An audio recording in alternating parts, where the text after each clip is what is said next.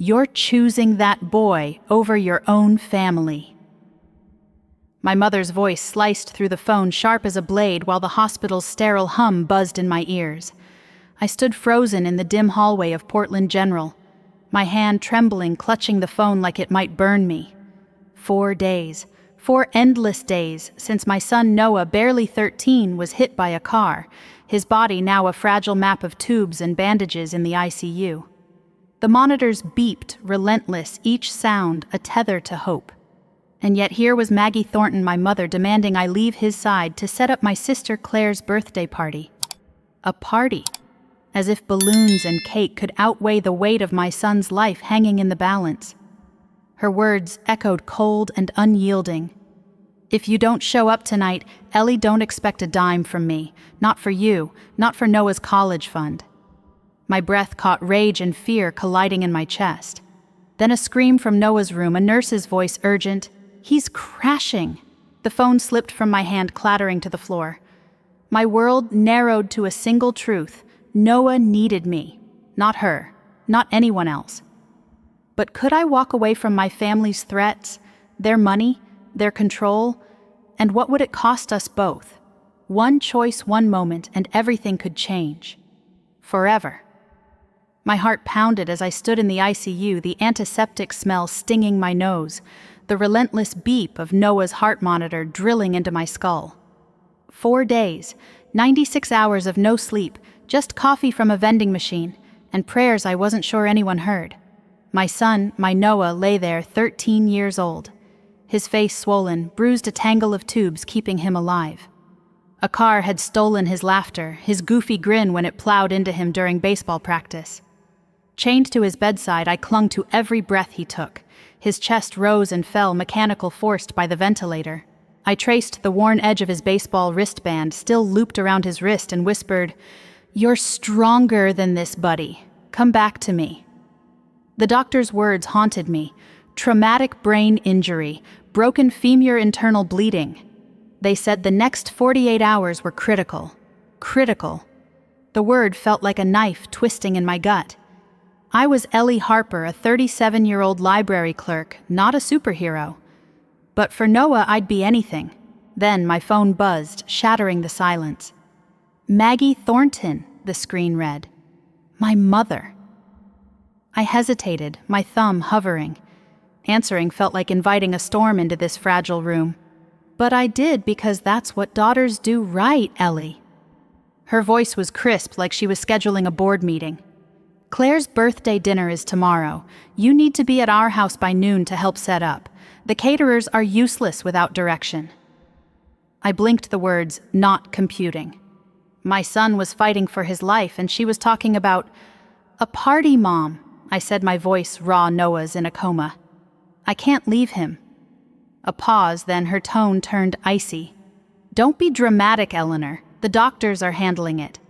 Claire's turning 30 and family shows up. If you can't manage that, don't expect me to keep funding Noah's future. That college trust, it's not guaranteed." My stomach dropped. The trust fund was Noah's safety net, the one thing I couldn't give him on my library salary. She knew that. She always knew how to twist the knife. I hung up my hands, shaking, and sank into the chair beside Noah's bed. The nurse Sarah slipped in her eyes, kind above her mask. "You okay, Ellie?" she asked, adjusting Noah's IV. "Okay, I was drowning. Just family," I muttered. She nodded like she'd seen this before. "Talk to him," she said softly. "He might hear you." So I did.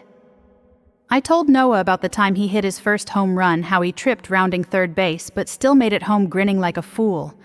I told him we'd go to every baseball game in Oregon once he woke up. My voice cracked, but I kept going, afraid silence would mean giving up. Maggie's words gnawed at me. Family shows up.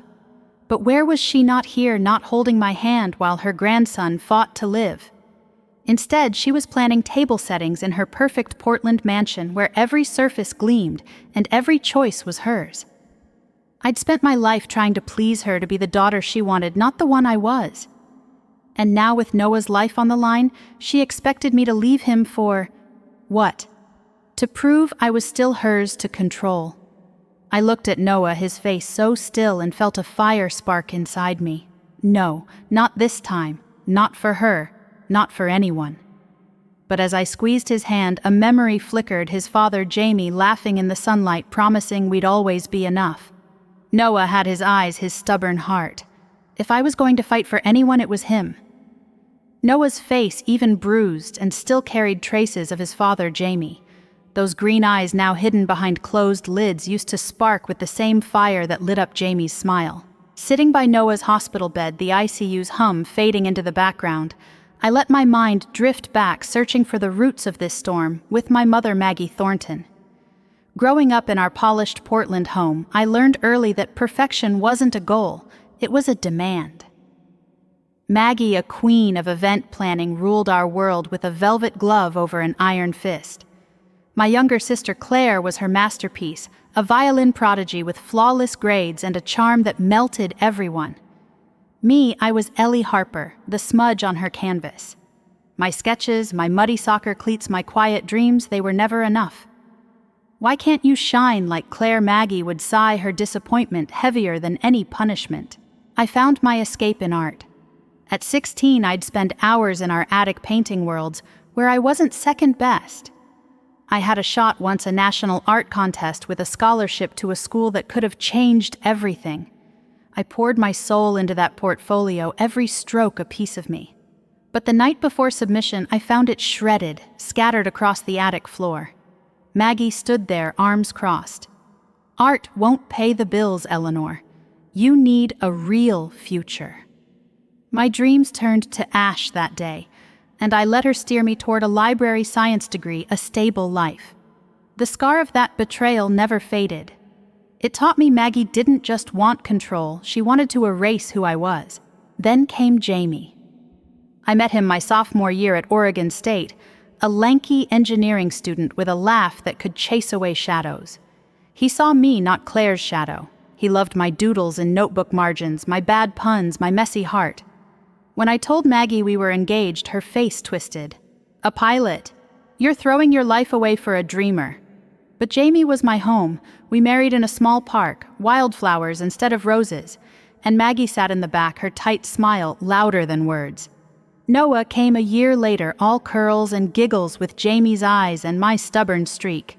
For a while, we were unstoppable Sunday barbecues, bedtime stories, Jamie teaching Noah to toss a baseball in our tiny backyard. But life doesn't care about fairy tales. When Noah was 6, Jamie's plane went down during a test flight. Just like that, my world shattered. I was 29, a widow with a son who kept asking why Daddy wasn't coming home. Maggie swooped in, not with comfort, but with orders. Move back to Portland, Ellie. You can't do this alone. I refused. Noah needed his school, his friends, our memories of Jamie. So I stayed scraping by on my library job, leaning on Jamie's life insurance. Maggie never forgave me. She'd send Noah extravagant gifts, shiny bikes, game consoles, then whisper to him, "Mommy can't afford these, but Grandma can." Each jab was a reminder I was failing in her eyes. Now in the ICU holding Noah's hand, I saw it all clearly. Maggie's love was a transaction, always with strings. She'd controlled me with guilt, with money, with the promise of a safety net. But here, with my son fighting for every breath, her threats felt hollow. Noah was my family, my heart. Jamie used to say, "You're tougher than you know, Ellie." Maybe he was right. Maybe it was time to stop being the daughter Maggie wanted and start being the mother Noah needed. The thought was terrifying, but as I looked at my boy so small in that hospital bed, I knew I'd burn every bridge to keep him safe. The ICU felt like a cage, its walls closing in with every beep of Noah's heart monitor. 5 days now, and my body ached from the hard chair beside his bed, my eyes burning from tears and exhaustion. Noah lay still, his chest rising and falling with the ventilator's rhythm, his baseball wristband, a cruel reminder of the boy who'd run laughing across the field. I clung to his hand, whispering promises of summer games and ice cream runs, anything to tether him to me. But the world outside wouldn't wait. My phone buzzed again, Maggie Thornton flashing on the screen. I stared at it, dread pooling in my stomach. Answering her was like stepping into a trap, but ignoring her felt like defiance I wasn't sure I could afford. I pressed the button, bracing myself. Eleanor Maggie's voice was sharp. "You're making this harder than it needs to be. Claire's birthday is tomorrow. You can't just hide in that hospital and ignore your family. If you don't show up, you're throwing away Noah's future. That college fund gone. You think you can manage without me?" My throat tightened her words, slicing through the fragile armor I'd built. That fund was Noah's shot at a life I couldn't give him, and she knew it. "Mom," I said, my voice barely steady, "Noah might not wake up. How can you ask me to leave him?" She sighed, impatient. "You're being selfish, Ellie. Doctors don't need you hovering. Claire needs you. Family needs you." I hung up my hands, trembling rage and guilt warring inside me. Selfish for choosing my son. Then another call, this time from my boss, Mrs. Larson, at the library. "Ellie, I hate to do this," she said, her tone clipped, "but you've been gone 5 days without notice. The board's talking about replacing you. I need you back by Monday, or I can't protect your job." My heart sank. The library job, meager as it was, paid our rent, bought Noah's cleats. Without it, and with Maggie's threat to cut us off, we'd be adrift. I mumbled a promise to call her back, but my mind was spiraling. How was I supposed to choose between Noah's bedside and our survival? I looked at him so small under the hospital blanket and felt like I was failing him all over again. Sarah, the nurse, slipped in to check Noah's IV, her eyes catching mine. "Rough day?" she asked, her voice soft but knowing. I nodded, too raw to lie. "My mom, she thinks I should leave Noah to plan my sister's party. And now my job." My voice broke. Sarah sat across from me, her hands still. "I cut my sister out of my life 2 years ago," she said quietly. "She used guilt like a weapon, always making me feel small. Walking away was the hardest thing I've ever done, but it saved me. Sometimes you have to choose yourself to choose your kid." Her words hit like a lifeline, stirring something deep inside. Choose myself. Choose Noah. Could it be that simple? I leaned closer to Noah, brushing his hair back, the familiar scent of grass and sweat clinging to him even now. "I'm not leaving you, buddy," I whispered. "Not for her. Not for anyone." But doubt gnawed at me. Maggie's money had always been our safety net, her control the price I paid. Without it, with my job on the line, what would we do? The hospital room felt smaller, the air heavier. I grabbed a stale cracker from the tray. Sarah had left my stomach protesting, but I couldn't eat. Not when every second felt like a countdown. I didn't know it then, but the real storm was coming, and it wasn't just a phone call. Maggie was about to walk through that door, and everything I thought I knew about strength was about to be tested. The ICU door swung open with a force that made my heart lurch. Maggie Thornton strode in her designer heels, clicking like a metronome, Claire trailing behind with a clutch of family friends. Their polished presence clashed with the sterile chaos of Noah's room, where monitors beeped and tubes snaked around my son's still form. Maggie's eyes locked on me, sharp and unyielding. "Eleanor Harper," she said, her voice loud enough to echo down the hall. "This has gone far enough. You've ruined Claire's birthday, embarrassed our family, and now you're hiding here playing martyr. You will apologize to your sister right now in front of everyone." My jaw dropped. The air sucked out of the room. Apologize for staying with my dying son. Claire stood there, arms crossed, her face a mix of pity and expectation, while the others murmured their judgment, stinging like needles. Sarah, the nurse, stepped forward, her voice firm. "Ma'am, this is an ICU. You need to lower your voice or leave." But Maggie ignored her, advancing on me. "You think you're above us. If you don't fix this, I'll make sure you and Noah get nothing. No trust fund, no inheritance. And I'll fight for custody of that boy if I have to. He deserves better than you."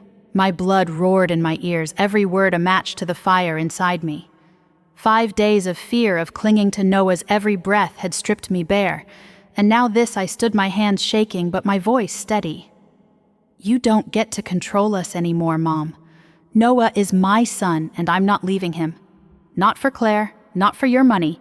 If you can't respect that, get out, or I'll call security myself." The room went silent, Maggie's face paling as if I'd slapped her. Claire gasped, "Ellie, how could you?" But I didn't flinch. For the first time in 37 years, I saw Maggie for what she was, a bully who thrived on my fear. She opened her mouth, but Sarah cut in. "You heard her. Leave or I'm calling the guards." Maggie spun on her heel, her entourage scrambling after her. But not before she hissed, "You'll regret this, Eleanor." The door slammed shut and I collapsed into the chair, my body trembling, tears burning my eyes. Had I just burned every bridge?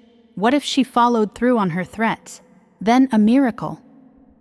Noah's fingers twitched in mine, a faint, impossible movement. My breath caught my heart hammering. "Noah," I whispered, leaning close. His eyelids fluttered just a flicker. But it was everything. Sarah rushed over, checking the monitors, her voice urgent. His brain activity spiking. "I'm paging Dr. Chen." Minutes later, the doctor arrived. His calm presence grounding the chaos. He examined Noah, his face breaking into a cautious smile. "He's fighting his way back, Ms. Harper. We're seeing signs of consciousness." Noah's eyes opened, barely, his gaze unfocused but searching. "Mom." He rasped, his voice a faint thread through the ventilator. Tears spilled down my cheeks as I squeezed his hand. "I'm here, buddy. I never left." He blinked slow and weak, but it was him, my boy, clawing his way back to me. "Heard you. Talking." All week he mouthed each word a gift. Dr. Chen adjusted Noah's meds, warning me it'd be a slow road, that brain injuries were unpredictable. But Noah was awake, and that was enough. I sat there holding his hand, my mind reeling. Maggie's threats loomed, custody battles. No money, maybe no job. I'd chosen Noah over her control, but at what cost? Doubt crept in cold and heavy. Could I really do this alone? Then Noah's fingers tightened just a little, and his eyes met mine clear for a moment. "You stayed," he whispered. And in that instant, I knew. No matter what Maggie did, no matter how hard it got, I'd made the right choice. For Noah. For me. The fight wasn't over, but for the first time I felt like I could win. Noah's eyes, green like his father's, flickered with life again, and every glance he gave me was a miracle stitched into the fabric of our days. The ICU at Portland General, once a prison of beeps and sterile light, began to feel like a battlefield, where my son was winning inch by inch.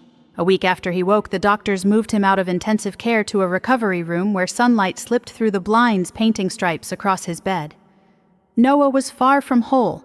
His brain injury left him with headaches that made him wince, and his memory faltered sometimes, forgetting what he'd said minutes before. His broken femur, pinned together with metal, kept him in a wheelchair, his legs too weak to carry the boy who once sprinted across baseball fields. Yet his spirit, that stubborn spark, burned bright. "Mom," he rasped one morning, his voice still rough from the ventilator. "Can we get pizza when I'm out, like Dad used to make?" I laughed, tears pricking my eyes, and promised him a feast. That small request, so ordinary, felt like a rope pulling us back to the world we'd lost. Physical therapy became our new rhythm. Every day I wheeled Noah to the hospital's rehab center, where he gritted his teeth through exercises to strengthen his legs. The therapist, a kind woman named Lisa, cheered his progress, but I saw the frustration in his clenched fists when he couldn't stand for more than a minute. "I'm not broken," he muttered once, glaring at the wheelchair. I knelt beside him, my hand on his. "You're not broken, Noah. You're healing, and that's stronger than anything." He nodded, but his eyes were distant, like he was searching for the boy he used to be. At night, I read him stories from his favorite sci-fi books, his head resting on my shoulder. Those moments, quiet and close, were our armor against the uncertainty. Dr. Chen, the neurologist, was cautiously optimistic. His cognitive tests are improving, he told me. But we won't know the full extent of any deficits for months. Keep talking to him, Ellie. You're his anchor. Outside the hospital, my world was crumbling. Maggie's threat to cut us off was no bluff. She'd frozen the college fund, and her lawyer sent a letter hinting at a custody fight. My job at the library hung by a thread. Mrs. Larson called again, her voice strained. "Ellie, the board's giving you one more week, please." I nodded into the phone, my stomach twisting. How could I leave Noah to save our livelihood? Money was tight, hospital bills loomed, and Jamie's life insurance was long gone. I started skipping meals, telling myself coffee was enough, but Sarah, the nurse, noticed. She slipped me a sandwich one day, her eyes firm. "You can't help Noah if you fall apart, Ellie." Her kindness cracked something in me, and I cried, the weight of it all spilling over. Then Noah surprised me. One afternoon during a therapy session, he pulled out a crumpled drawing, a shaky sketch of a baseball field under a starry sky. "It's for you, Mom," he said, his voice soft, "like the ones you used to make." My breath caught. I hadn't painted since Maggie destroyed my portfolio years ago, but Noah remembered the sketches I'd shown him, the ones I'd hidden away. That drawing, simple as it was, lit a fire in me. He was fighting, so I had to. I tucked it into my bag, a reminder of who I could still be. Noah's recovery wasn't just physical. It was a mirror showing me the strength we both had. But as I pushed his wheelchair back to his room, Maggie's shadow lingered. She'd be back, I knew it, and I wasn't sure I was ready for the next blow. All I could do was hold Noah's hand and keep moving forward, one step, one sketch, one hope at a time. Noah's laughter, faint but real, echoed in his hospital room as he tossed a foam baseball to Lisa, his therapist. It was a small victory, but it felt like sunlight breaking through a storm. I sat by his bed, clutching the sketch he'd drawn, its shaky lines a lifeline to the dreams I'd buried. Outside these walls, Maggie Thornton's threats loomed like a gathering hurricane. Her lawyer's letter had arrived that morning, a cold demand for visitation rights to Noah, hinting at a custody battle if I didn't comply. My heart raced, but I shoved the letter into my bag. Noah didn't need to know, not yet. He needed me steady, not crumbling. I looked at him, his eyes bright despite the bandages, and made a silent vow no one would take him from me. Not Maggie, not her money, not her control. I'd already drawn my line in the sand. After Maggie's outburst in the ICU, I'd blocked her number, her emails, her voice. But she wasn't done. She sent Claire to the hospital, my sister's face a mask of forced concern as she dropped off a shiny new tablet for Noah. Mom's worried, Ellie, Claire said, her tones syrupy. She just wants what's best for him. I stared at her, seeing Maggie's shadow behind her words. What's best for Noah is peace, I said, my voice firm. Tell her to stop. If she wants to see him, she respects my rules. Claire left her lips tight, and I knew Maggie wouldn't listen. But I was done bending. I'd spent 37 years chasing her approval only to be met with strings and scorn. Noah deserved a mother who stood tall, not one cowering under Maggie's thumb. The world, though, didn't pause for my resolve. My job at the library was slipping away. Mrs. Larson's deadline was tomorrow, and I couldn't leave Noah's side. Bills piled up each envelope, a reminder of the trust fund Maggie had yanked away. Then a spark of hope. My co-workers, led by my friend Jenna, started a meal train, dropping off casseroles and handwritten notes. "We've got you," Ellie, Jenna said, hugging me tight. Noah's baseball coach organized a fundraiser at the community center, raising enough to cover a month's rent. Jamie's parents, calling from Seattle, promised to visit soon, their voices warm with love that asked for nothing in return. These people, not Maggie, were my family, now stitched together by care, not control. I took a leap, too. Inspired by Noah's drawing, I dusted off my old sketchbook and started freelancing as an illustrator, taking small gigs for children's books. The pay was modest, but each stroke of my pencil felt like reclaiming a piece of myself Maggie had stolen. Noah watched me draw one evening, his wheelchair pulled close. "You're good, Mom," he said, his smile soft. "Like Dad said, you're the best." I choked back tears, remembering Jamie's faith in me. We moved to a smaller apartment in Portland trading space for freedom from Maggie's shadow. Maggie tried one last time. She showed up at the hospital unannounced, her face a mask of grandmotherly concern, a stuffed bear in hand. "I'm here for Noah," she said, but her eyes were on me, testing. I stepped in front of her. "You don't get to decide what he needs," I said, my voice steel. 5 minutes supervised and you say nothing about our fight. Or you're gone." She nodded stiff, and I watched her every move, ready to call security. Noah, confused but polite, thanked her for the bear. When she left, he looked at me. "She's not like Grandma Ruth," he said, meaning Jamie's mom. "She makes you sad." My heart ached at his clarity, but I smiled. "You're right, buddy. And we don't need that sadness anymore." As Noah grew stronger, so did our new family, built not on blood but on love that lifted us up. Maggie's threats faded, her power over me broken. I wasn't just surviving, I was choosing us every single day. A year after the accident, Noah's laughter filled the air at Tryon Creek Park, where we celebrated his 14th birthday under a canopy of Oregon pines. The sun dappled his face, now free of bruises, though a faint scar traced his temple, a reminder of the fight he'd won. He tossed a baseball to his friend Ethan, his limp barely noticeable, his grin as bright as ever. Around us, our chosen family buzzed with life. Jenna from the library, slicing homemade cake, Noah's coach passing out sodas, Jamie's parents calling from Seattle with promises of a summer visit.